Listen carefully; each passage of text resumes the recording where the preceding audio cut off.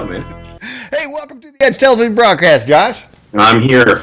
Well, you know, what an interesting night to have you on the program. As I don't know if you saw the opening there, but I was talking about, of course, Art Bell passing away, and a very sad thing there. Man, he broke it open for the whole paranormal, or I guess you could say making the paranormal normal. And he was a groundbreaker and a trailblazer in his own right. And here we are tonight. We'll be talking about the paranormal. And this is not just crazy talk, tinfoil hat stuff. I mean, you've seen evidence. I've certainly seen evidence, and I'll discuss some of that with you as we progress in the broadcast. But Josh, before we get going, why don't you introduce your to our people, who you are and your organization, what they do? Yeah, well, I mean, my name is Josh Lewis. We have a group called Hope Paranormal. Hope Paranormal it's an acronym. It stands for Helpers of Paranormal Entities. So, we do investigative work. I mean, it's mostly myself doing a lot of the videos and a lot of the work. But, we investigate. We're looking for hardcore evidence, but I try to go one step further. I try to really find out who we're talking to. I try to see if there's anything that we can do or I can do to help them. Many times we've seen that people have come into a location, they'll hear "help me" or "I'm stuck" or some kind of, message like that, and then it's like, oh, we know you're there and now we're going to leave. So that's always bothered me. I don't know about some people. I know some people it has, but that's why we've gone one step further, I think. Mm-hmm. Do you take us back to say the first time that intrigued you, or you did something in that area to move you down this path in your life? Well, I mean, it's interesting. It's funny because, I mean, really, I've always kind of been a spiritual guy. I was raised Catholic, so there's definitely been some stuff that went on with that as far as, don't do this, and you got to follow this, and you got to... So there's a lot of that. I mean, I still, practice Catholicism at times. I go to certain holidays and things. But, there was always this yearning for wanting to know what really is out there. What's the truth? What's going on? I've seen shows, I saw some documentaries, but I don't know. I never knew. So going out there, out into the field with a regular, just a little, PSB-7 type spirit box or some kind of little recorder, nothing too expensive, and I went out there and I just asked questions. And when I went and listened, I got answers. They weren't always as clear, but the answers a lot of times were, help me or get out. Be careful, I'm stuck. Those were the general, and I said, well, wait a minute. Not only are there replies, not only is there some kind of evidence that I'm finding myself, but, I mean, it seems like a lot of them need help. I don't know if they're lying to me or what, but they looks like they need help. Mm-hmm. Now, that sounds like you have sort of a compassion for them. Do you find yourself do you have compassion, say, like for the living as well? Well, I mean, I have a bit of a sordid past in the sense that, I was, about almost 14 years ago, I was addicted to drugs. I had an alcohol problem. I had some stuff going on in my life, and I had to go, I had to go away for a couple of years, and, I started to learn some compassion towards people. I was a very selfish person for a long time. So, I mean, all of a sudden I start to kind of see other people and start to, relate to what they're going through. And I don't know what it was, man. When I heard those messages, those whispers saying, help me, mm-hmm. I thought of some, like, guy that nobody could see. And I'm the only one that can hear his voice. And I thought, holy cow, how bad would that be if I heard that and didn't do anything about it, or didn't at least try to, and that's what drove me. That's what drove me in the beginning. Mm-hmm.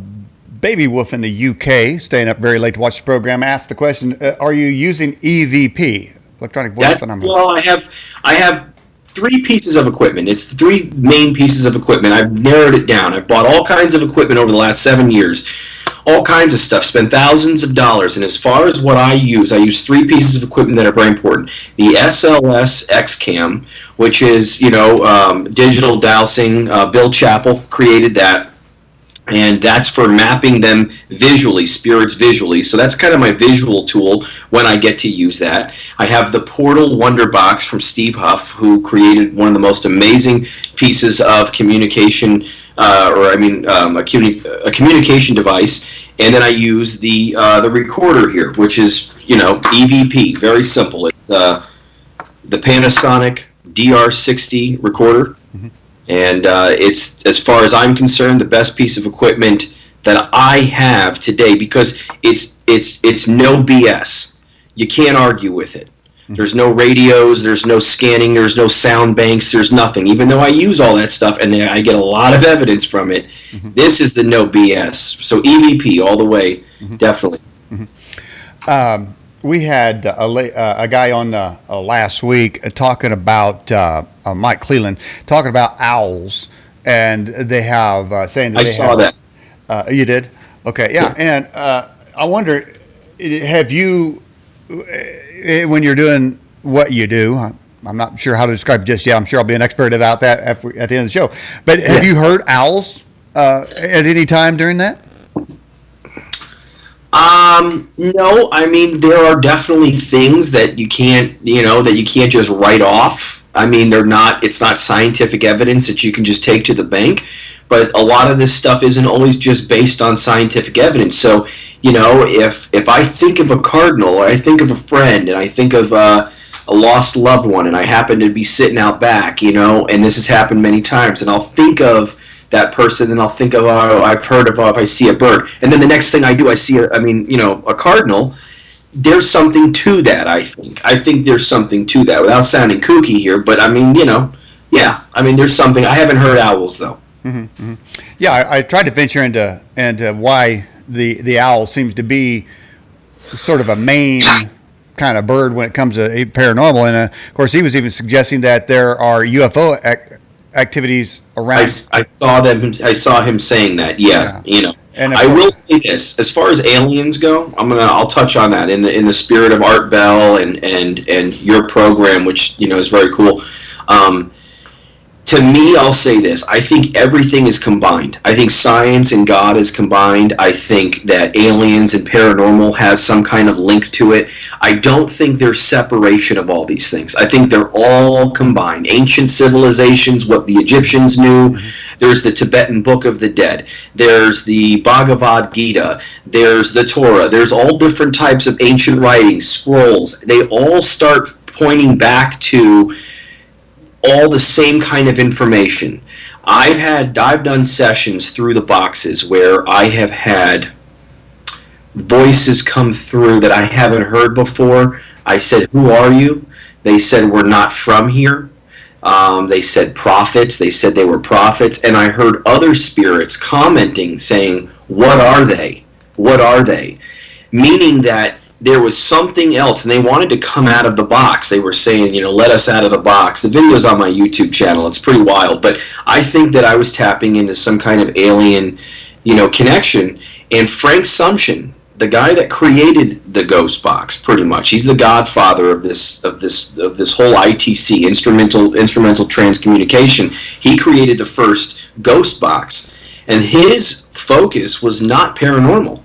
It was alien communication. So, there is some kind of link. I will say that. I believe that to be true. Well, Josh, what do you think and did you say it was a DS6 recorder? It's no, it's a Panasonic DR60. Oh, a DR60. Okay. And that was actually a question from DC Doug. And hey, thank you for putting that up there. That's nice. Why is it that we can't hear that? And I want to ask, is that pickup? Is that say tunes to say like a dog's hearing? Because it just seems that anybody's been around dogs will tell you that they turn around very quickly as if they heard or saw something. And I'm wondering if they hear or see what the DR60 recorder and others like it can pick up.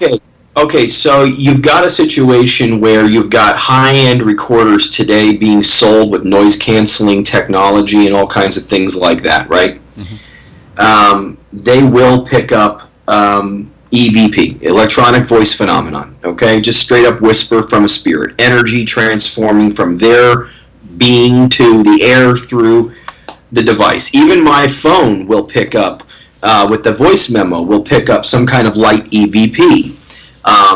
Why does the DR60, why is that thing so darn great? Well, let me tell you, because Panasonic created this cheaply made recorder back in, I think, early 2000 or the 90s. I forgot exactly what year this was out, but they made it with cheap parts. There was an American-made version and a Japan-made version, and what this thing does, it creates some kind of hissing noise. It creates an internal noise because it's cheaply made, that it somehow gives the spirit noise to manipulate. It's all about noise manipulation. So whether it's this, whether it is a spirit box, a regular just PSB7, one of those cheaply made, China-made, ghost boxes, they put out sound. Whether it's radio, whether it's white noise, whatever it is, the spirit can then manipulate the sound. It's been proven multiple times through multiple investigators. It's not a question anymore. Is it because it is such low power that they're able to manipulate it? I mean, say, would it be easier for them to manipulate that than, say, you're listening to in your car stereo and you've got it cranked up? I mean, it seems like it would take a lot of power to override that and use that. I've had them manipulate bigger radios and bigger power sources. Okay, I've had EMF or EM pumps, which are electromagnetic pumps. Pretty much two magnets on a little wooden stick just spinning, and it creates a vortex of electromagnetic power. Kind of a Tesla kind of thing. Mm-hmm. And I've had that. I've fed the air with that. We've all tried EM pumps. They don't really like it. They've said that they don't like it, but it does juice the air, but in a negative way, I think. Mm-hmm. But, this is... They're not speaking into the mic. What I believe and what Steve Huff and I believe is that they're not necessarily speaking into the mic. We believe they're manipulating something internally and leaving their signature on the recording. I don't believe it's... Mm-hmm. And I think it's done the same way with I've done experiments to prove that there's truth to that. Okay, well we have a couple of questions here, and this question came in at least 3 times. Josh, what are you smoking? I'm sorry, what am I smoking? Yeah, what are you smoking? This is a Juul. It's called a Juul. It's a vape. It's a tobacco. I quit smoking cigarettes. So okay. Well, I kind of knew that. And then the other thing, they want to know. What kind of tattoo do you have on your arm? Okay, so I have Child of God down this arm. Okay. Yeah, and I've got this way it says life. I can't really show it to you here. That's all right. It's not life. Okay. Life. And this way it says death. I've got them all over. They're all meaningful tattoos. They're all spiritual, meaningful. I've got the big J on my chest. I've got I've got some good things on my. I've put some good art together, I feel. Okay, all right. Let's move on to some of these other questions here. Wait a minute, here, let me get to pull this back up. This got in the now. Somebody asked the question what the EVP was. I think we kind of addressed that. You want to describe that? It's electronic voice phenomenon. Mm-hmm. Is that the only device? Is that the only known device that they'll communicate on? It's the only known device that leaves their voice as loud as it does. Mm-hmm. I have other devices that have picked up, their whisper or disembodied voice. Mm-hmm. But, Steve and I both feel that this is probably the best device out there. I mean, this was a $30 recorder on eBay right now. Barely, if someone sells them on eBay, they're going for $1,500. What's that device that has lights on it? That's a EMF meter. Yeah. So pretty much going into, it's kind of like the old Tesla discussion about the electromagnetic frequencies. They talk about the pyramid being really just a huge power plant that emits a beam of electromagnetic power. So what that meter does is that I've seen personally in my own experiments, I've seen spirit manipulate the meter and put it on a color as requested and keep it there for a certain amount of time and then drop it. And I just posted a session today on my page, and in that session I contact a friend of mine that is no longer here, and he comes through very clearly, and I asked him something frivolous. I asked him a stupid question on the recorder, and you could hear him say, "That's wasting energy." So he didn't want to answer the question because it was wasting energy, which now is telling me that they don't have an endless supply of energy just to pull from, that they need energy also to try to communicate and certain things like that. So, yeah. Mm-hmm. And it seems that on a micro level that it would take very low energy to, say, go inside of the EBP meter recorder. And it'd be low energy there. But it is widely known that you go to Gettysburg and actually hear gunshots or soldiers running. That's those are audibles. That's a good point. And so let me just say this.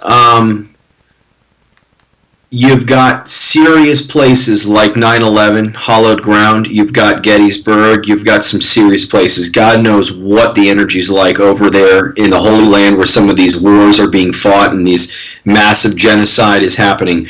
But it's known in many different ancient texts that in the state that you die in is going to kind of dictate your soul direction at that point. Now you can get out of that, but they're talking about that if you're dying in a high stressful situation, if you're dying suddenly, there's a lot of adrenaline, there's a lot of energy, you're kind of time stamped in that space.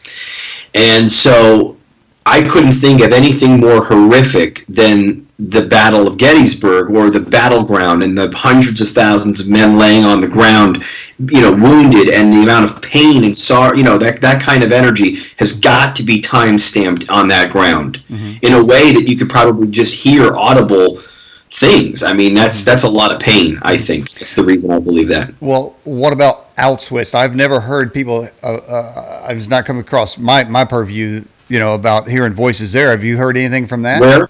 At Auschwitz? Well, I don't think anyone is going to perform any kind of paranormal investigation at such a hollowed ground as that. I mean, I'm sure the pain there. I mean, I'll tell you this. When I went to 9/11, when I years after, and I went to the memorial, I felt a massive amount of energy. That video's on my YouTube page. You can scroll down and find it somewhere. I got 120 videos up there, and they're all pretty powerful, like little moments like that. But I've gone to a lot of different places, and where there are pain, where there was pain, there is. If I took my recorder to Auschwitz and I walked through there, God knows what I would capture. I don't even know what I would capture. I wouldn't do it because it's such a, you wouldn't do that. That's well, we talk about humans inflicting carnage on other humans in unimaginable ways. What about animals? I don't know that they've ever, say, really done that. Maybe, how about, I guess the worst I could ever think of is maybe a pack of wolves getting a deer, and maybe that's traumatic. Is there any such thing? At this point, what I'm telling you now is pretty much, it's really more opinion than anything else. It's not based on really any findings. I will say this, that we've done a lot. I've seen a lot of evidence, audible evidence and visual evidence that shows that our pets hang around our house after death. That there's a lot of vision of, like this right here, this picture you're showing, this is called water ITC, water instrumental transcommunication, where you would take a bowl of water, you would put a light underneath it, and you would just run your hand inside and agitate the water. And with a camera, you just go ahead and you say, who's here, and you take some pictures. And you would scroll through and you would see. And so a lot of times we can capture, faces, and not in the pareidolia way, like it's very undeniable faces, but also we catch our animals. So, I don't know, like livestock, like I don't think that there's a whole, I don't know what the energy is at slaughterhouses and things like that, but I'll tell you that we know that pets have been around the home before. So there is trauma in the animal world, but as far as animals go, a lot of times that would be considered. Animals are endeared to their owners. There's a sort of a love attachment. Is there something similar in the human specter that where a loved one hangs around for the one that's still living? There's a few good reasons why someone who dies, and I'll just tell you what I've come to know from the last 7 years. This is based on sessions with boxes and devices. It's also based on different readings and intuitive readings with other mediums and different intuitives that we've come to understand. I've come to understand based on those findings that the human soul or the soul will hang around roughly the body after death for about 3 days or so until, excuse me,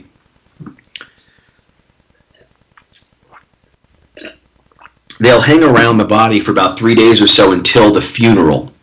Normally some kind of ceremony kind of allows them to move on. The light is there. I've heard that the light is kind of not too far off, so it's that option for that person to, but it comes down to free will. And the free will that we've been given is that we can do whatever we want, even in the afterlife. We're not forced to accept God. We're not forced to go right to heaven and against our will. If we die with fear, if we die with anger, we may have an attachment. Attachment is a big deal. Attachment to our stuff, attachment to a loved one, like you said. And so we may hang around for those reasons. And what I've come to find out is that the light doesn't always stay open. Mm-hmm. That if the person chooses to stay for whatever attachment, that light can close up, and then that person eventually may say, well, I want to cross over now, and they may not know how. Mm-hmm. That's what I've gathered from my findings so far. Yeah, that taking baggage, so to speak, into the afterlife kind of reminds me of Scrooge, where I think Bob Marley appears as Scrooge, and he's got this chain with a big ball on it. There's all these links of the chain, and he said, yep, during life, I forged each one of those chain links, and it was with hate. And so he's taking that into the, and he's saying, don't forge those links. Now, of course, we as humans, we're so imperfect. We do make those links. But I think if we do know we make those links, I think, as you mentioned, we have free will. We have the opportunity to break those links. We have the opportunity to break the links. We have the opportunity to change ourselves. We have the opportunity to become better people. And that's, this is not just about paranormal. What my channel's about, what I do on my Patreon page, what I do, Facebook. I try to show that this is bigger than just paranormal and looking for evidence. We're talking about the connection that we have to a soul, even without their body, the connection you and I have. As we're sitting, we're talking about this, other people are listening. They may have been thinking about something in their own life, so it's creating connection. And so, Buddha talks about the only reason for suffering is because of attachment. You know what I'm saying? Right there. And so we really don't realize. But the only way we can change that is by being aware. So by becoming more aware and saying, okay, hey, I know I love my job or my house too much or my money, or I'm worried too much about this. And, it's like life is here in the moment. We got to be living in the moment, too. We can plan for the future, but we have to remember to live in the moment. This is where life flows. That's my belief on that. The electrical energy in a brain that travels along the synapse. I'm wondering if it's on the downscale of your device, in that it is at that level of power that these entities can manipulate within our own brain. Would you think the voltage I use there be on that level?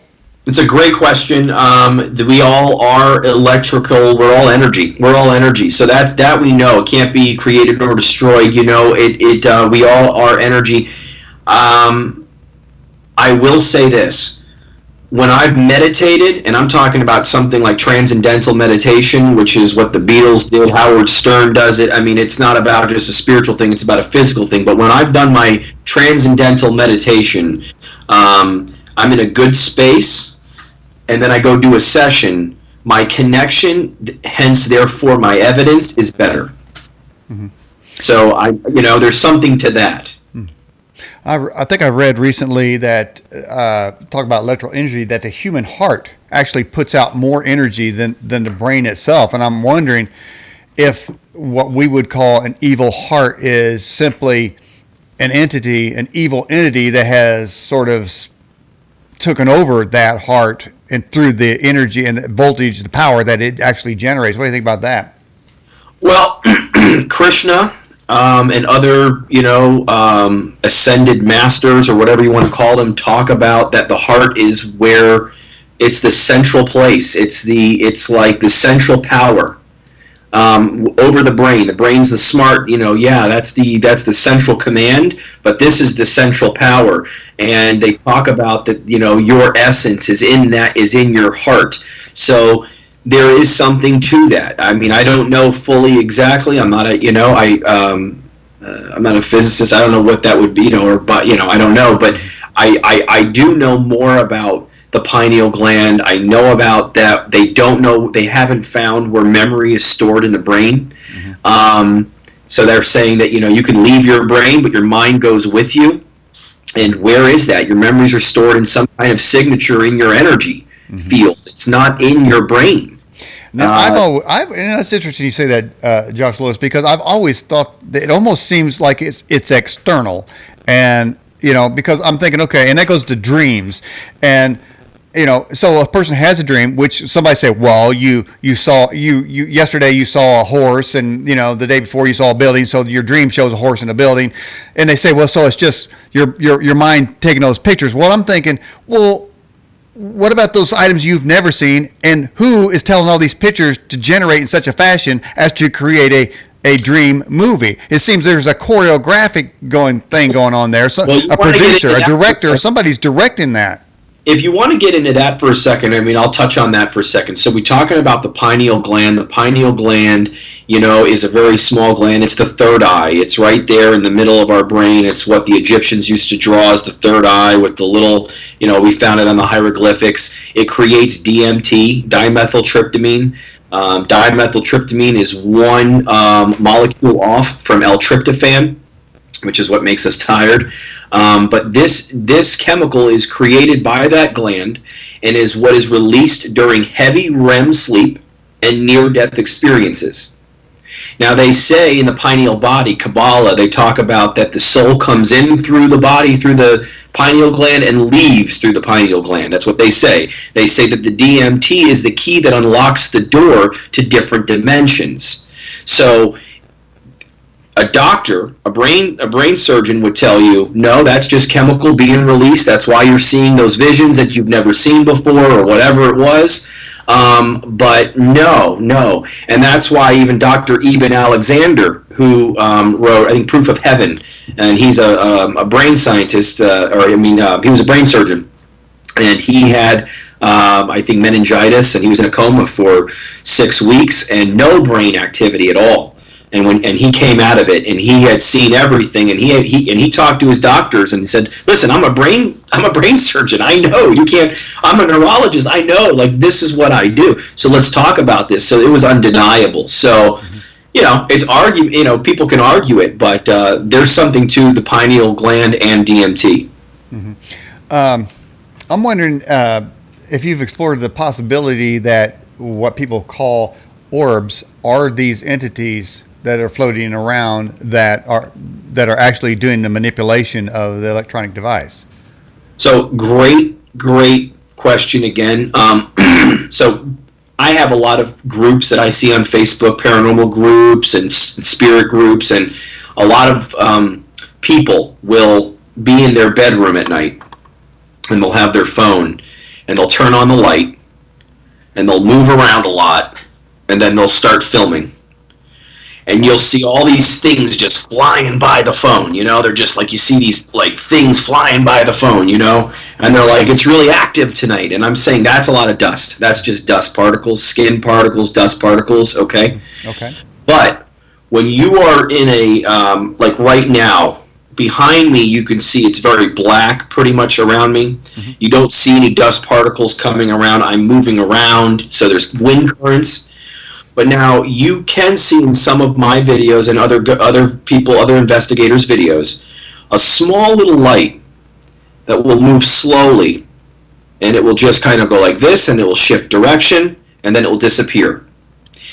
Now that's in my second to last video that's uploaded. If you look at some spots in my car, I sit in my car, I do a session at the cemetery, and all of my subscribers, they comment and they'll leave the time code. I found an orb here and I found an orb here, and I'll go look and I'll say sometimes I think it's dust, but a lot of times it is. You'll see this little light come in. An orb has to generate its own light.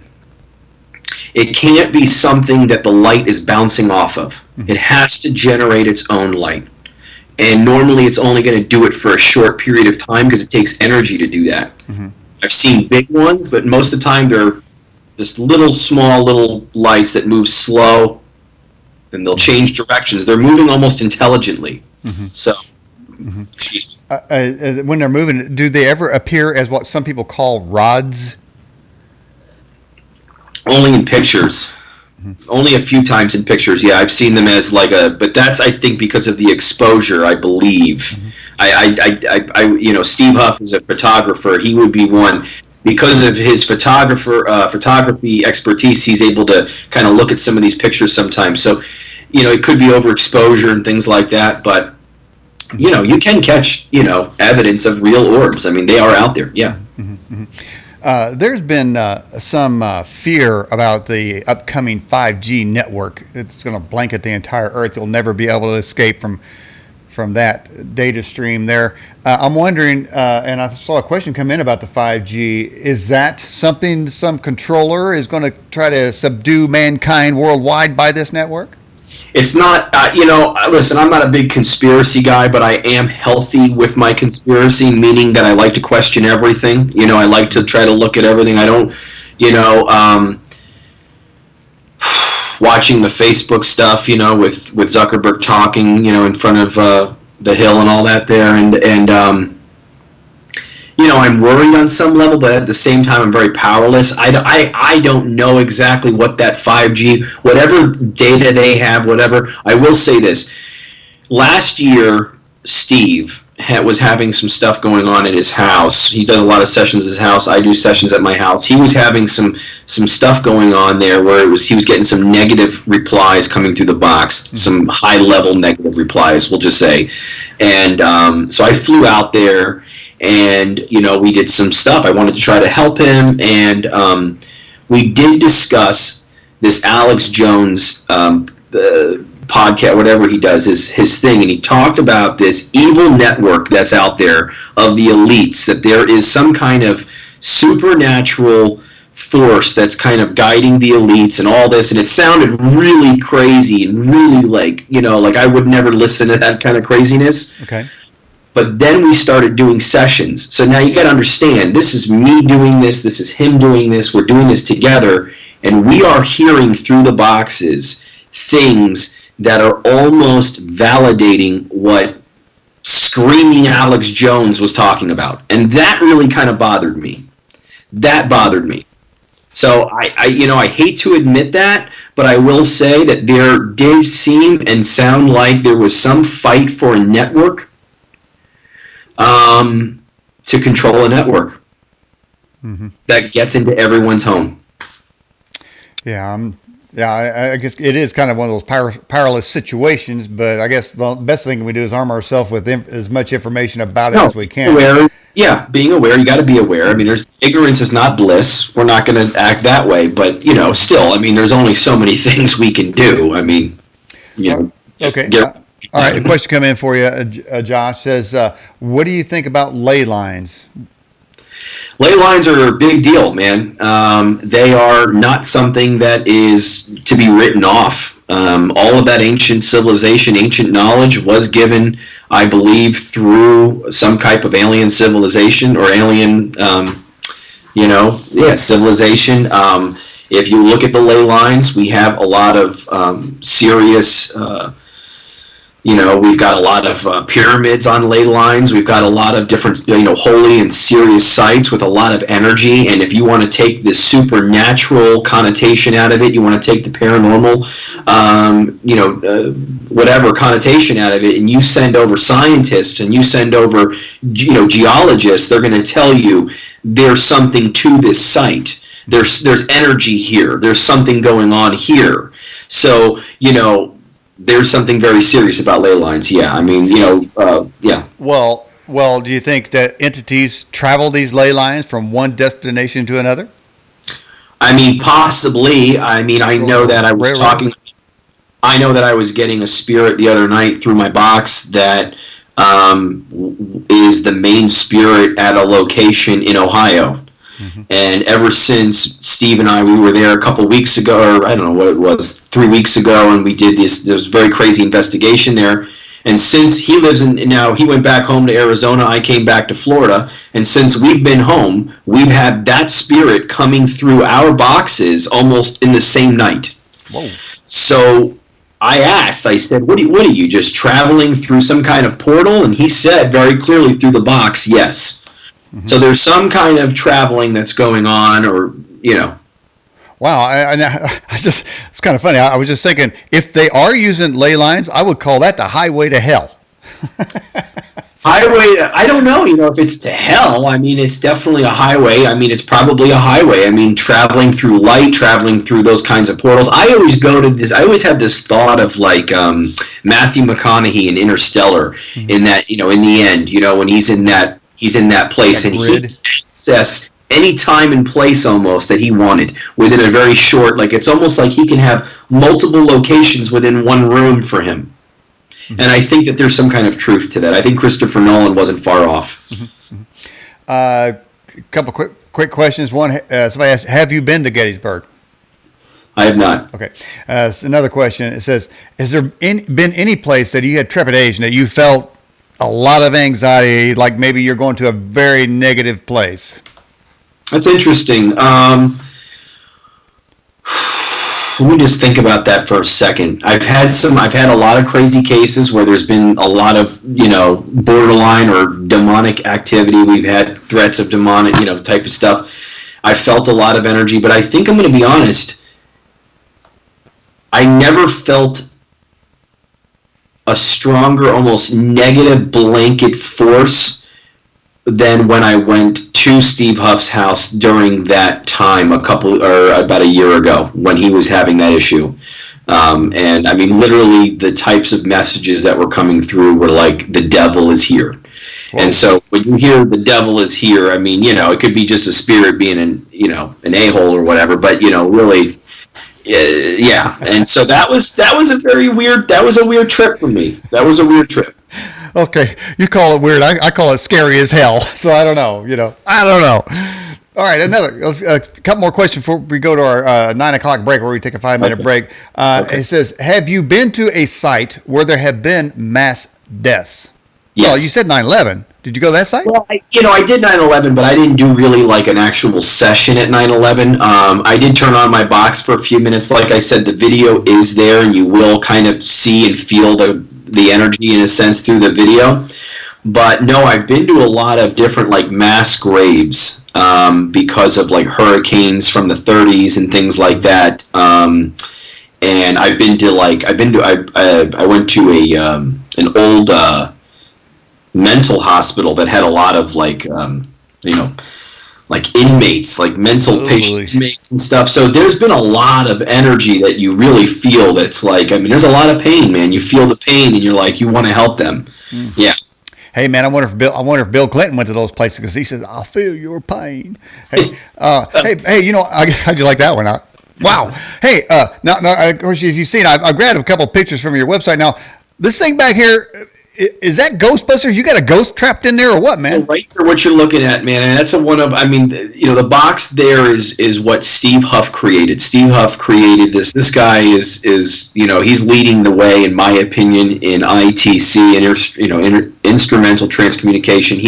He created this. This is a guitar amp box with a noise canceling pedal. It's got a reverse pedal on it. It's got a what is it, reverb. It's got a reverb pedal on it, and he's put this all together, and he found a way to put it together in a way that the spirits can use the reverb, use some of the audio that's coming in through a radio or through a sound bank.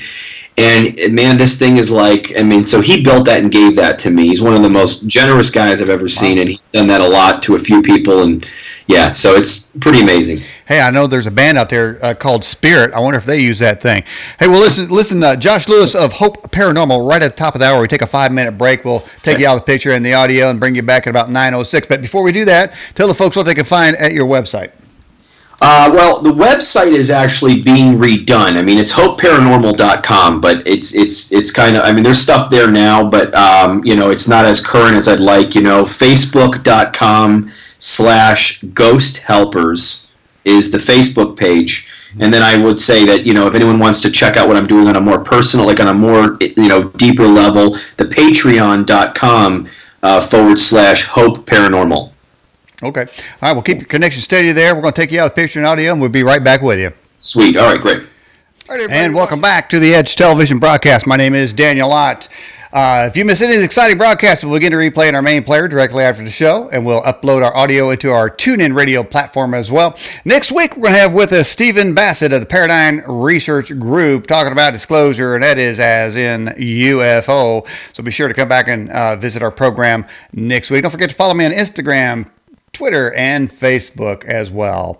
Let's go back to our newsmaker Skype line and bring back Josh Lewis. Josh Lewis, welcome back to the program. Thank you, Daniel. Well, I'll tell you what, we're discussing in the first hour about helping entities, and I put a Facebook post in there said that sometimes these spirits lose hope. And of course, Hope Paranormal is the group that's going to bring them some hope. But how do these entities lose their way or lose hope? Okay. Yeah. Well,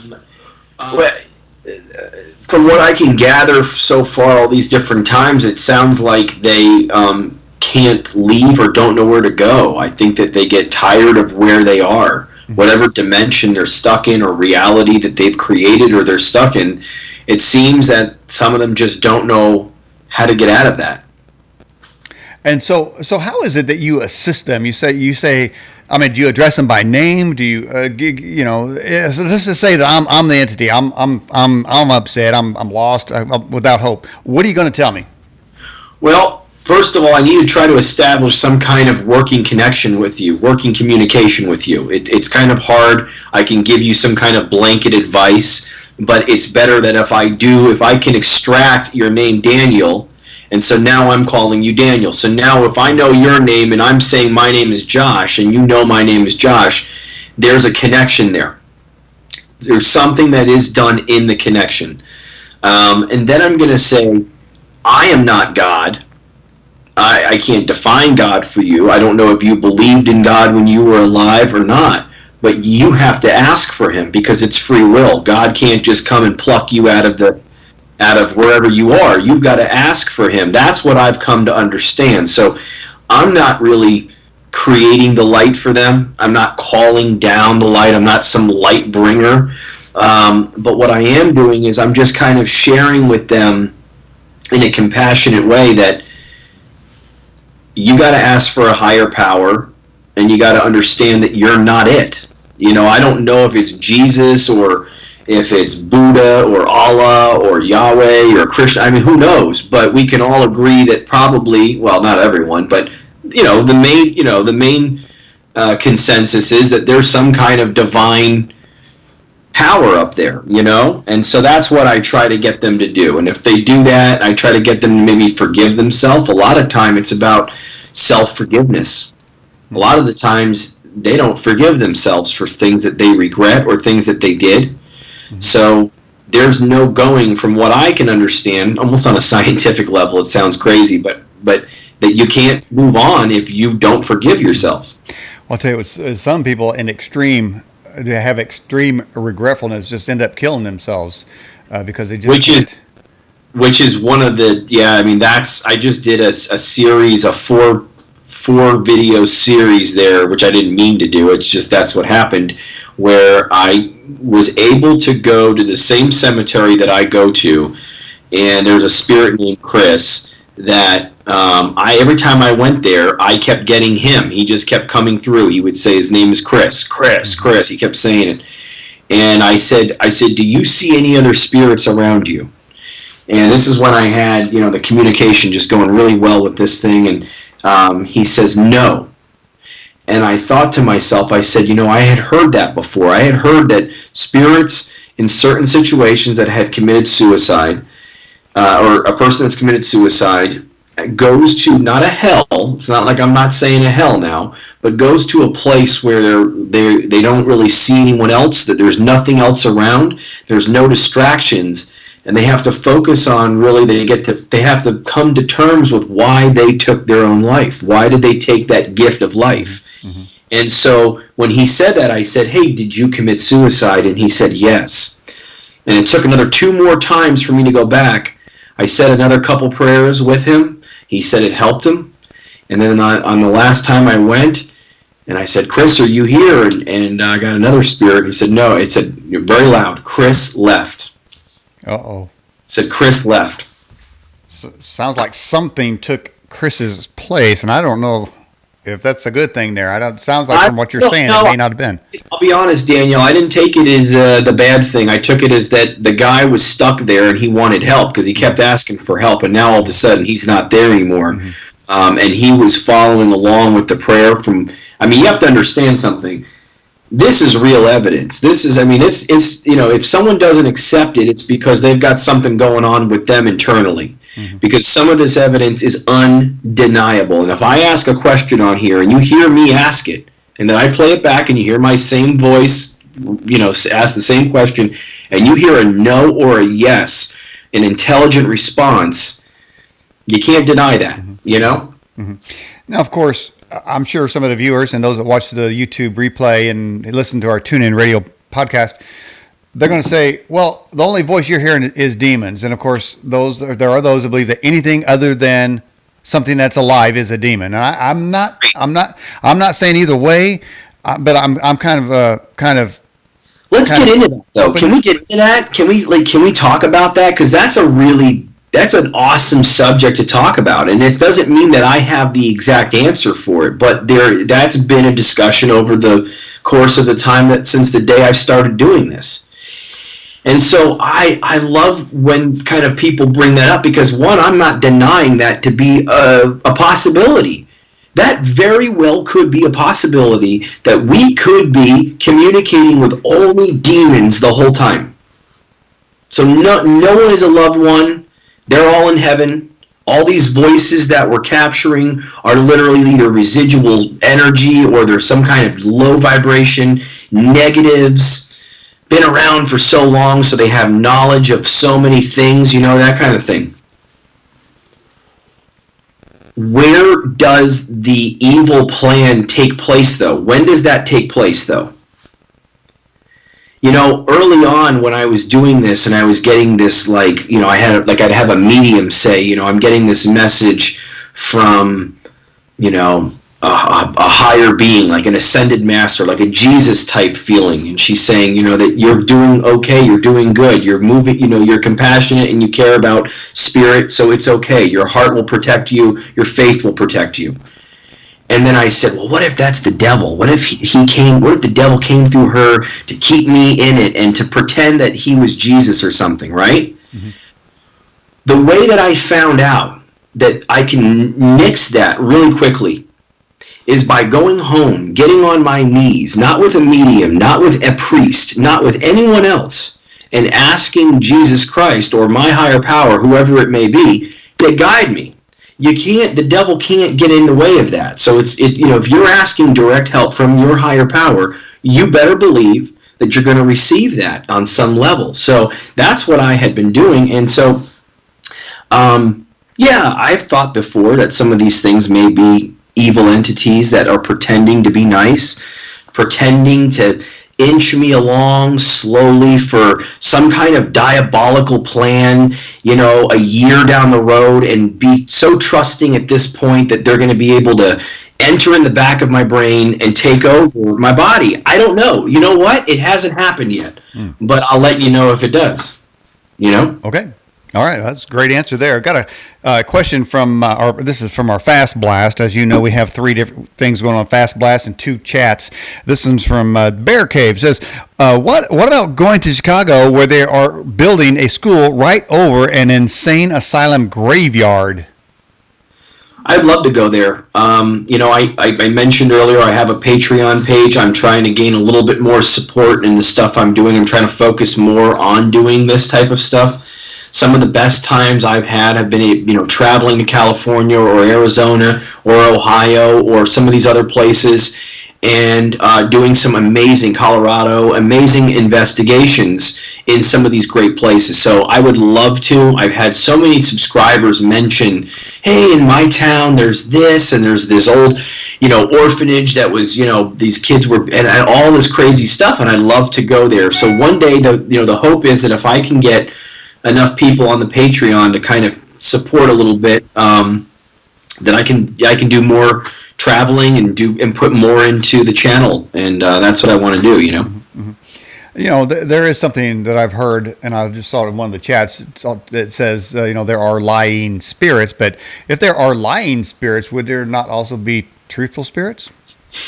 There's going to be truthful spirits. There has to be, and not to mention that it's just that what does the lying do? Where does the plan get executed? I just need to know where the plan, you know what I'm saying? I don't understand. If I have a spirit saying, pray for me, I'm asking for God, or I love you.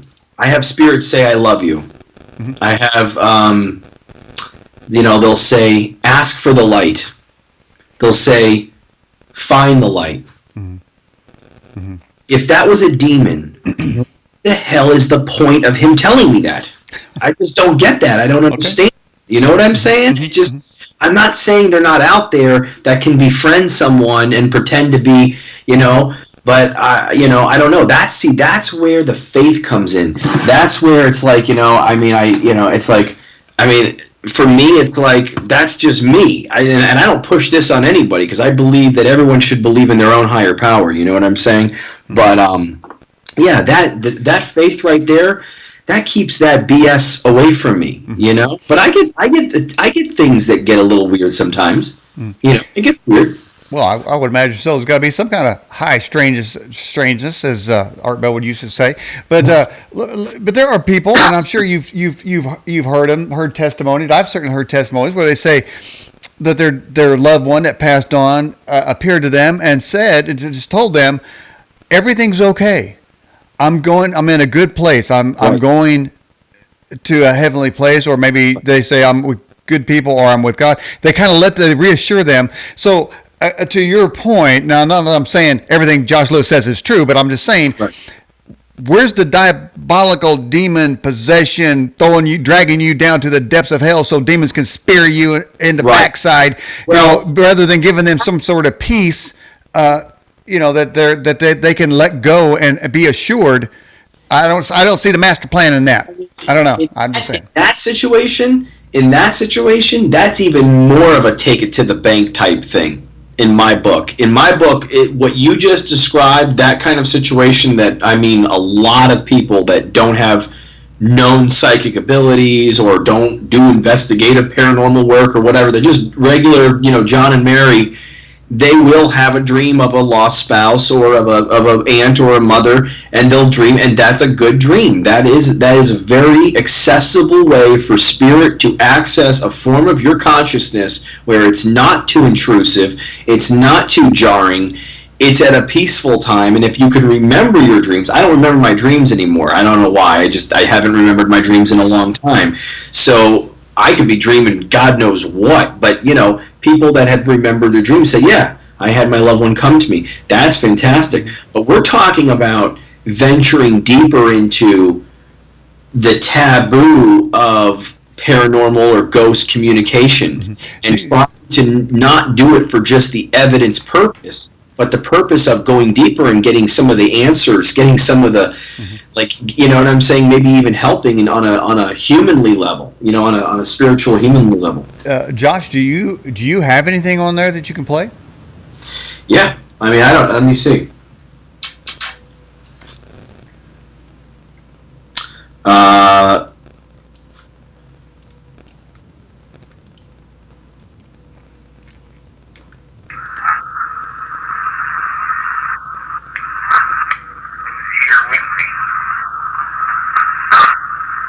okay.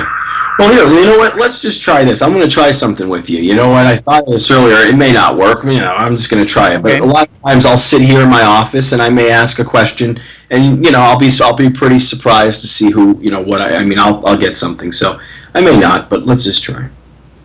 Let me see.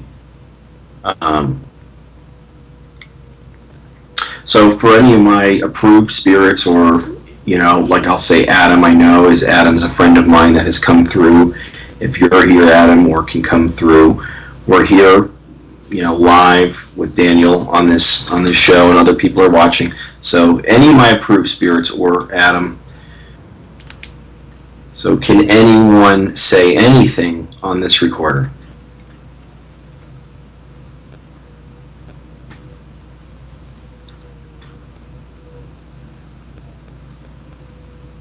Okay, something came through.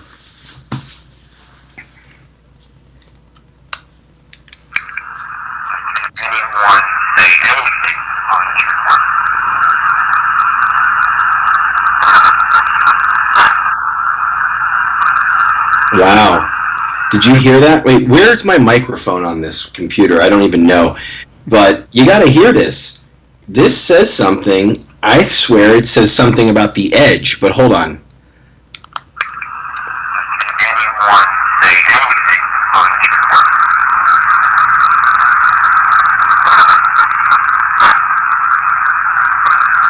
It says something. I don't know. I don't know what it... Hold on. We'll play it again. Sure. Do you hear that, though? Can you hear that on your end? Something's there, yeah. I can't quite make it out. It's a shift of a sound. I don't know. We can't make it out, but yeah. A lot of times after I record a message, I like to film it on my camera, and then I go into my editing program and I listen to it through there, and I normally can make it out, as opposed... I mean, when it's in real time, it's great, but I'll play it again. But it's definitely something there.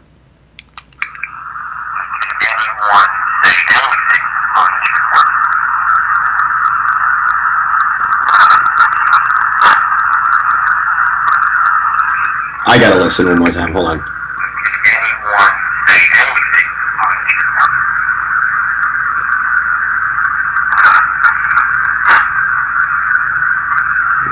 He's saying it's slow. He's dragging it out a little bit, whoever it is. Oh, it's killing me. I want to know what it is. One more time.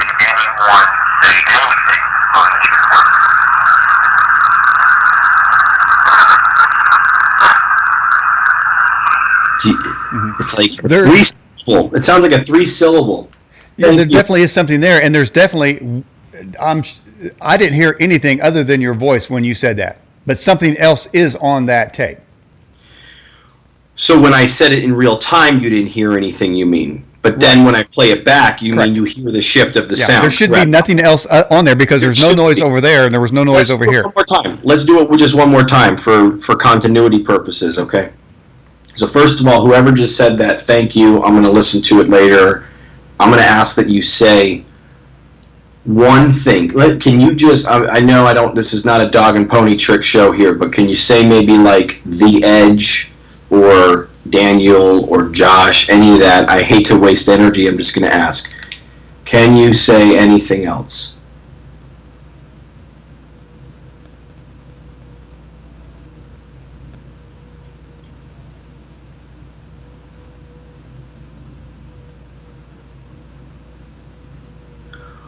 Okay, one thing happens with this. So there's a message. First of all, I just want to show it up close without the glare. Let me see. Okay. Mm-hmm. I want to explain something to you. This recorder is voice activated. That means that if there's no voice going, there should be, the thing stops recording. And it picks up recording again when the voice starts again. But I've got the sensitivity as low as I can. And there's this little cursor that blinks. It stays solid if it's just recording, and the counter just will move on its own. It'll just keep going. But when the spirit communicates, you see that little cursor blinking, and it will stop, and then it will blink, and then it will stop and blink. And so you know that you're capturing something. sometimes I get a little bit of this like loud burst of almost sounds like they're screaming, and someone will go, oh, no, and I go, no, I don't think it's screaming, though. I think they're trying to push the energy, and I think you were touching on that earlier, trying to get the voltage of energy up to leave the voice, and they can't. And so it picks up this kind of like loud yelling. But anyway, blabbing my mouth here. Let me see.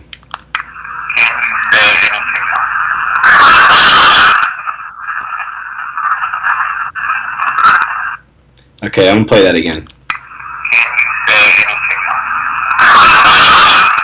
The edge. Listen. Hold on, you got to hear that. Wait a minute. Is that what they're saying?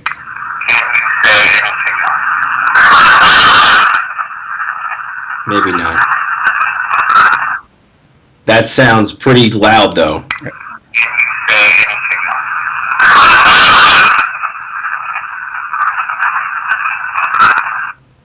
Okay, I'm hearing the edge right there. Did you hear that? Yeah, I heard that. And they're definitely, and nobody heard anything else. I mean, obviously, you're not manipulating that equipment in any way. We're in real time here. Nothing can be done. We're in real time. So the big first part, it's like he screams the edge loud and drags that out, and then says some other things afterwards. I'll play it again.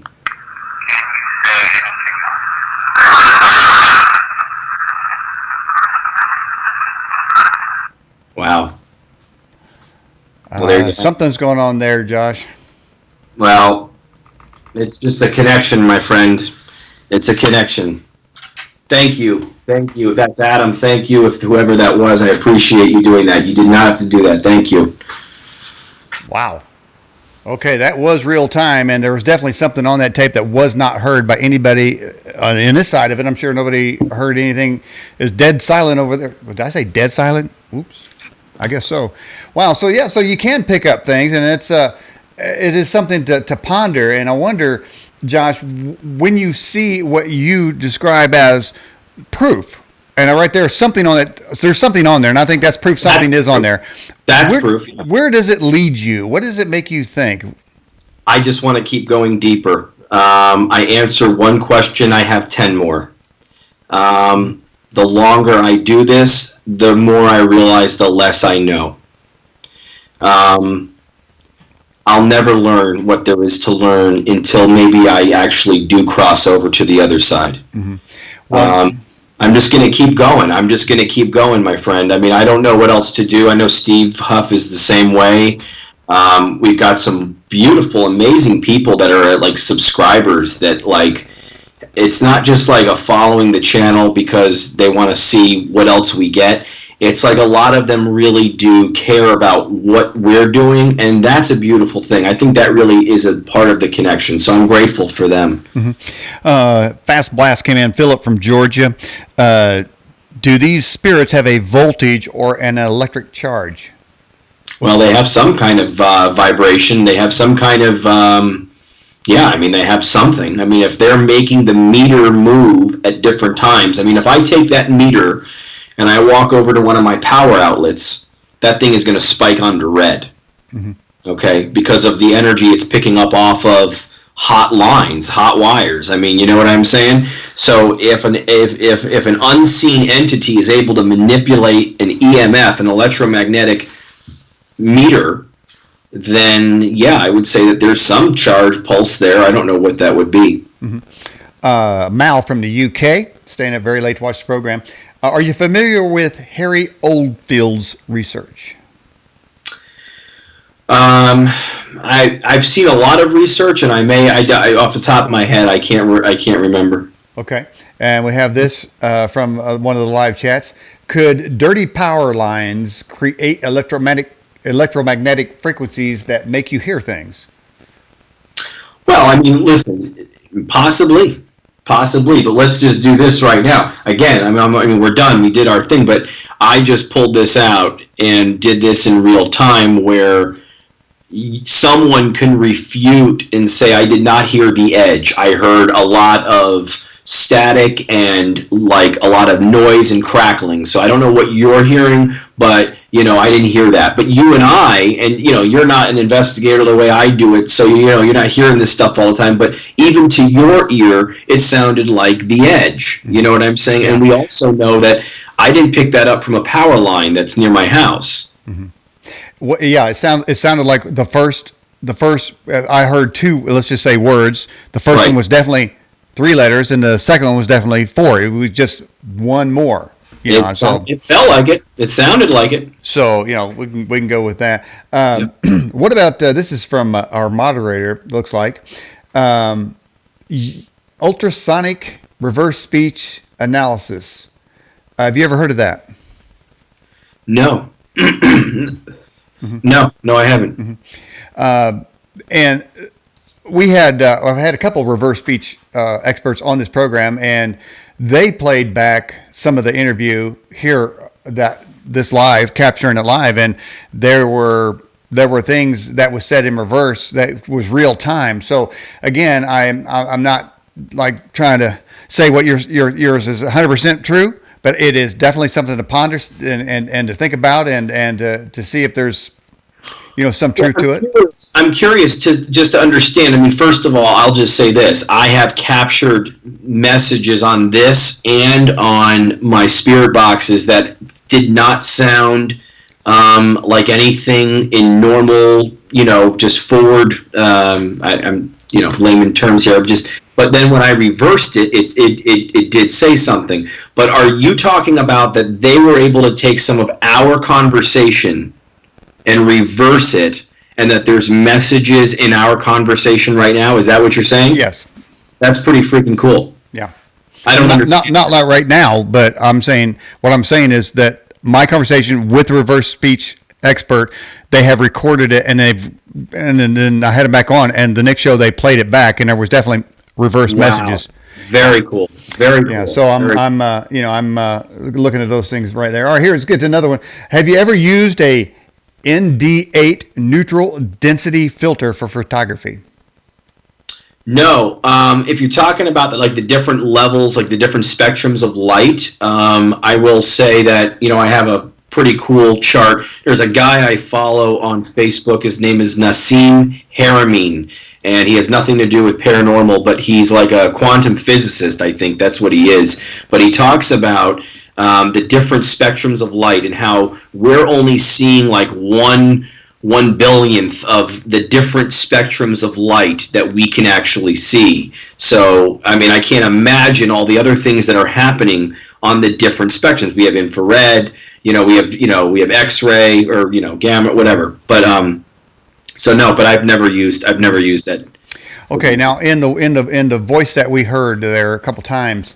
And I agree. There are probably those that heard just something. I mean, they can't really say static because there wasn't static to begin with, unless when you ask a question, then it's here.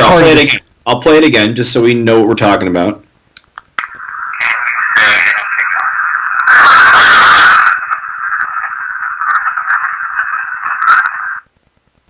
Mm-hmm. And so, all right, so let's just say everybody has their view of that. And so the question came in from MR2U2. Are the voices ever clearer than that? Oh, yes. No. That was more of a... I would say go watch the last, 3 or 4 videos that I have on my channel, and you'll definitely... There are spirits that are able to use that. They figure out ways to make their voice clearer on that. Some of them talk really fast, and they don't listen to my direction. As I tell them, I say keep it quick, keep it to a couple words, try to drag it out a little bit. And the ones that take the advice, they leave ones that are a little bit clearer. Some of that, there's some really clear answers. Yeah, I try to get sometimes a very good back and forth where I'm asking yes and no questions. So that makes it easier for them. Less energy that they have to transmit. And also, if they can just get a yes or a no, that's pretty unmistakable when I get the yes and the no, you know what I'm saying? Those are it will sound like that kind of, Mm-hmm. Well, one of the few times that I was involved with using a EVP recorder, I distinctly heard crystal clear the words "turn around." Oh, yeah. And I have to do something. I have to process that. I can't say I was hearing things because I know I wasn't. And I heard what was on the tape. It was just like that. It was absolute dead silence after a question was asked, and the question was answered on it when it was played back. And clear as day said, turn around. Nobody in the group that I was with said anything. All right, here's another question. It says, do you think that the Spirit of God has ever come across one of your devices? That's a great question. I do have a video that is captioned "Holy SH," I think, whatever. Whose voice did I capture? And that is because I asked one day. I was just messing around. I mean, I'm not saying it's him, so I'm not saying that. But it was interesting, and the message sounded pretty positive. I did say, Jesus, could you ever leave anything on here? Mm-hmm. And they said, it said something like, guide them to the light. Now, that could just be a really cool spirit or a guy playing a trick, you know what I'm saying? But that's what it said. That's what it said. The video's on my YouTube page, so or the channel, so it is there. But I do not say it's him. I'm just saying It's interesting. I saw a comment come through. It said that if you look long enough, you'll find what you're looking for. And let me ask you on that question: is it possible, digging deep, that anybody, I mean, even myself, I have a little bit of trepidation about the afterlife. I want to know that I don't just evaporate. Now, the Pope recently came out and said there's no hell, and he said, well, what happens to people that were going to go to the hell that now doesn't exist? They just simply disappear. But one would never know if they disappear on the other side. So is it possible, Josh, that in any of this, you're looking for an affirmation that there is an afterlife, that you just don't disappear? Because if you disappeared, you'll never know. You'll never know. If you cease to exist, you'll never know. And I think we all have that fear, even living, is just ceasing to exist and not being remembered, not being thought of again, and just disappearing and being a non-entity. I think it's a very interesting thing what the Pope said. I don't think that there is a burning place in the center of the earth, per se, that is like where a guy's got the pitchfork. I don't think that. I did a session one time where I had a slave master that was coming through a medium, and I had the boxes running, and whatever she was channeling, I was getting evidence through the box that was corroborating what she was getting. And this man talked about being pulled down into some kind of, like he was being pulled down. I think what happened is that his karma, his own bad deeds, created his own hell. And I think that he's going to go to some reality that he created. I think we create our own reality even in this life. I created my own house. I mean, I have the house decorated the way I want. I have the job that I do. I've created a reality. And it could be a great one, or it could be a really crappy one. How many people create their own hell by working a job they don't want to work in? So this person, I think, created his own hell. And I think that nothing is permanent. I think everything is transient. So I don't even think I think heaven or hell is. I don't think anything is permanent. Do you believe in reincarnation? I do. And so, if you do, then what? How many times you've been? Do you know how many times you've been here? I don't know how many times I've been here. I was told by some other medium that had some real credibility to some of her channelings, a lot of her stuff, that I had 10 different versions of me living out life right now on other planets or dimensions. And so I kind of think of like Rick and Morty, the cartoon. It's so great. The guy is always, there's all these different dimensions, and there's multiple people, and it's all him. But so I've thought of that. I do think that we are, I think that there is some choice to us coming into some type of life that we have here, and we're here to experience things and have a soul lesson, and hopefully we're letting go of as much ego as we can, and doing some good onto other people in the process, and trying to reconnect or kind of establish that conscious contact with our higher power, whoever that may be. Mm-hmm. And maybe you don't have to come back. I think that there is a point where you could say, I've experienced, 100 rounds of living as a person. It was wonderful, but I'm good now. Or, I don't know. I mean, this is just, but some of the ancient writings talk about it, and so that's where it kind of backs that up. I don't necessarily believe in a reincarnation, but I can tell you recently I had an ultimately powerful deja vu, and when that happens, I think along the terms a little bit of I'll tell a you life something. that just a residual image of something I've done before. I mean, maybe perhaps another life or something. I mean, it could be something I forgot. I can't say that I forgot something, but I want to pose this to you and the listeners. I want to pose this to you real quickly. First, I want to touch on the reincarnation thing in this. There's been a lot of, how do you explain this? This is my question to you. How do you explain the little boy that can explain the World War II plane and where he was buried when he sees pictures of himself? How do you explain this kid that recognized pictures of Lou Gehrig and thought that, that he said that was him? Now this kid is so amazing playing baseball. He's like going through the minors very quickly. There's a lot of cases where it's hard to fake that kind of thing, where children at young 6 years old are having recollection of past lives. I think that is something alone to be looked at as far as the case for reincarnation. Mm-hmm. As far as what you're talking about, deja vu, I think, and this is just my opinion, that it goes back to a little bit of what I just said about these 10 possible different versions of myself living right now and experiencing some other type of reality very similar or different than what I'm experiencing right now. Mm-hmm. And that when I have this moment of deja vu, it's not of a memory of like from 100 years ago or something. It's a memory almost like as if like this moment happened already, that I was on my computer or that I, picked up some piece of technology, whatever it was. That's not from 100 years ago. That means, in my opinion, that my consciousness is just crossing with one of the other me's that are going through something very similar in that moment. I know that's heavy and I know that's crazy, but that's my thought. Mm-hmm. Seemed like I've seen a movie like that one time. And of course, this person here wants to know, have you ever used a Ouija board? Yes. Do you still use one, man? Are you summoning demons over there? Whoa! No, I don't use the Ouija board anymore because I have a lot of different devices, but yeah.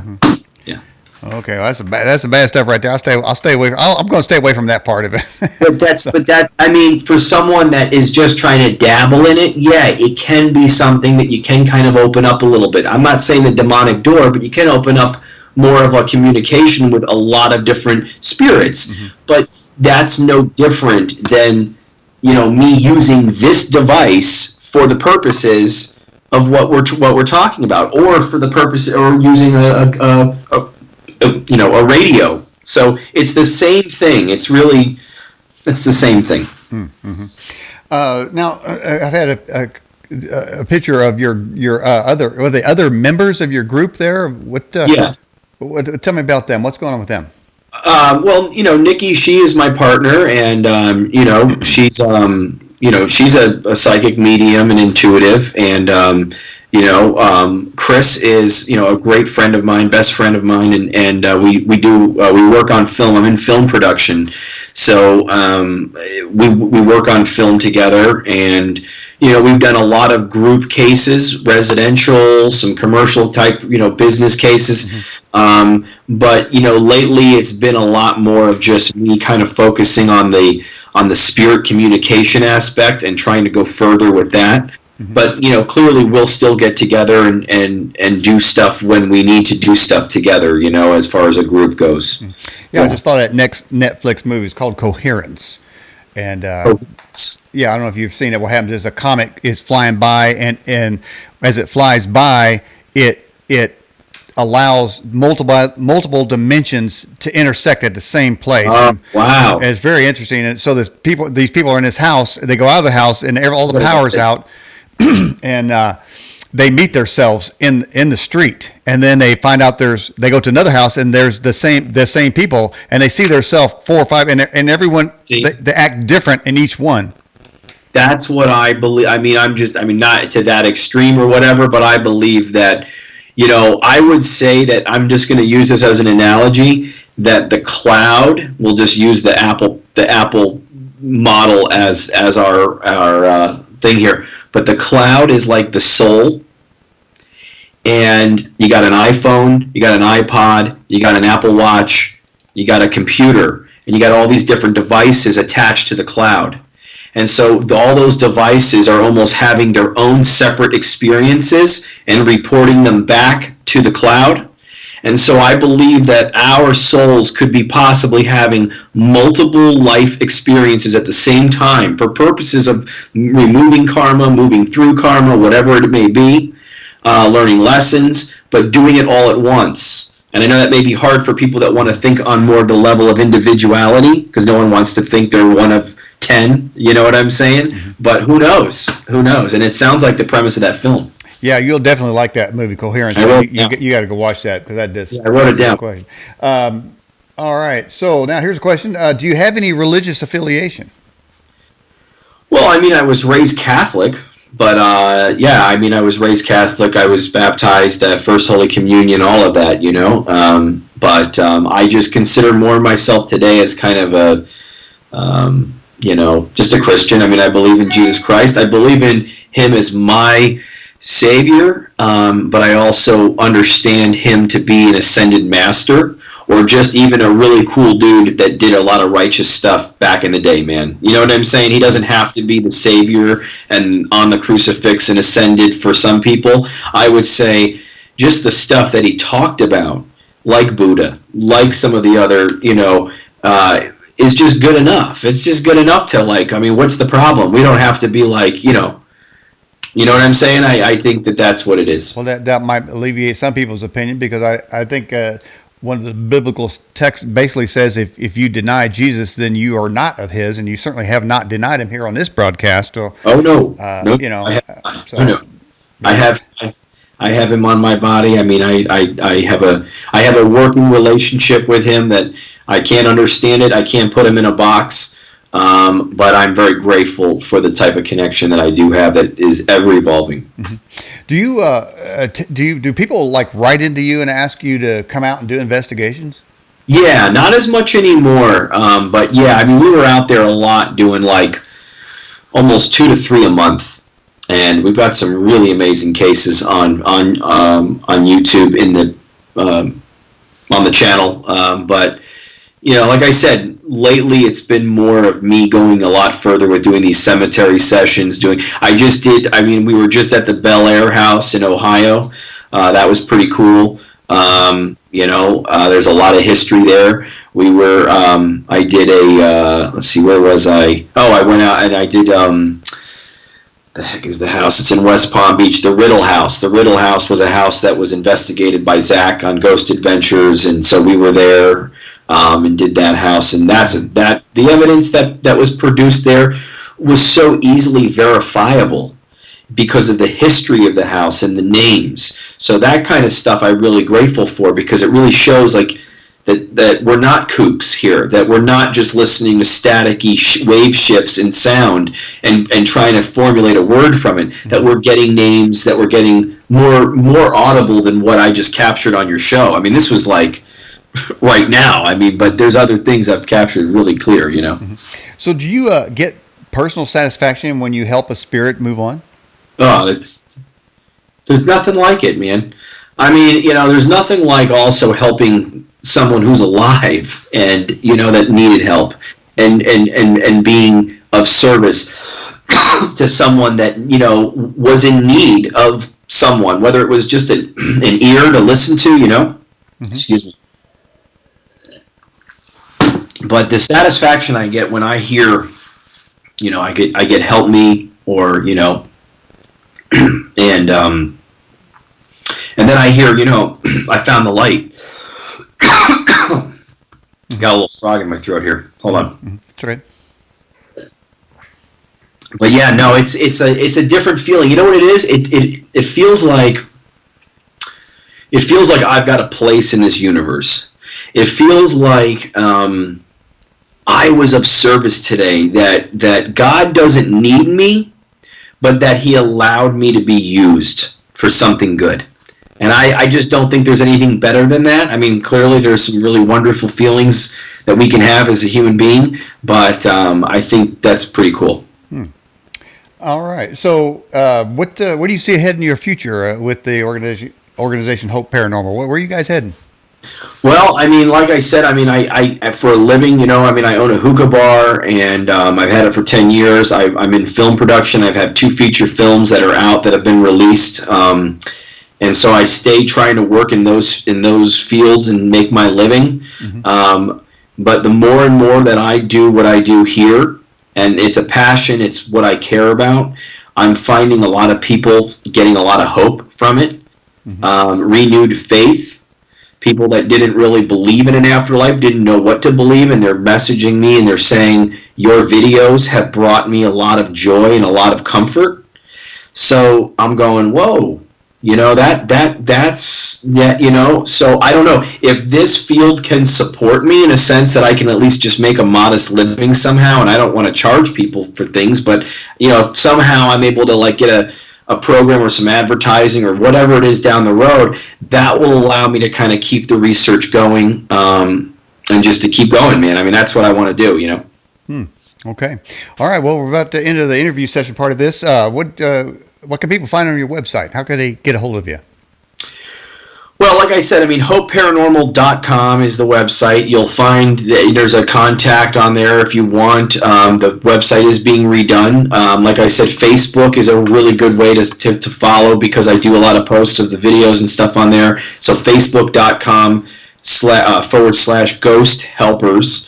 And then, again, if anyone is kind of looking to see what I'm doing on a more personal level, in the sense of a little, like, find out more of my inner thoughts on this, my stuff that I don't always share on YouTube, stuff I don't always share on Facebook. The Patreon page is pretty cool. So patreon.com / Hope Paranormal. And I'm just going to throw this out there because, I mean, it's really cool, and it's based on one of the cases that I did 5 years ago. The last film that I just did, it's a film called it's called Devil's Tree, Rooted Evil, and you can go to the website devilstreemovie.com. But that's about a real tree in Port St. Lucie, Florida, that we investigated, that had some murders that happened there. And the stuff that we found was insane, and we fictionalized a story around this thing. But you could see the trailer and stuff. So any of that stuff is good. Okay, all right. Josh Lewis of Hope Paranormal, I appreciate you coming on the Edge television broadcast. Can we have you on again sometime? It was a pleasure, man. It was awesome. Thank you, sir. All right, you bet. Good evening. All right.